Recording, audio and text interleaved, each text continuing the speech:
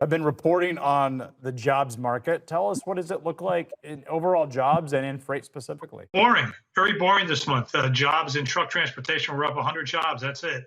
And after all the machinations of the past few months, the number of jobs out there is the same as it was in February. So truck transportation jobs, and remember, that's an independent owner operator is not in there. Okay, so I want to make that point. But the number of truck transportation jobs surveyed by the BLS has really, I mean, it's going up and down, but it's where it is, and it's where was in July, the same place it was in February, and it's down from last year. By the way, John, I think that's super encouraging, because the fear has been, we've talked about it frequently on the show, Dr. Miller, Jason Miller, who was on the show a couple of weeks ago, talked about the fact that he believed that fleets were going to overcorrect and hire too many drivers, as they tend to do in these up cycles. It's not happening. That's not what the data says. Now, you mentioned the BLS data does not have owner-operators. It's something we've talked about before. But owner-operators are not, I mean, there is a lot of pressure on owner-operators right now in the market because of the regulatory compliance elements.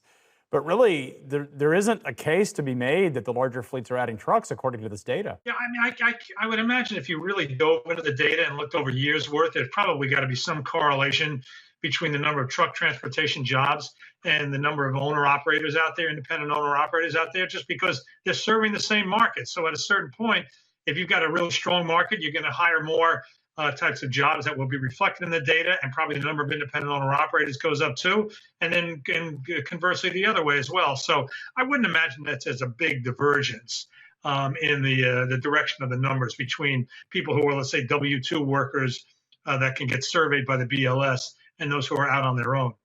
I think this is great. I'm glad that the industry is not overcorrecting. Like I said, it's something that the industry has known to do, is overcorrect, and it's encouraging that the cycle may live on longer. We've talked about it being a super cycle. Again, I think this is exhibit A of why we will have a longer cycle.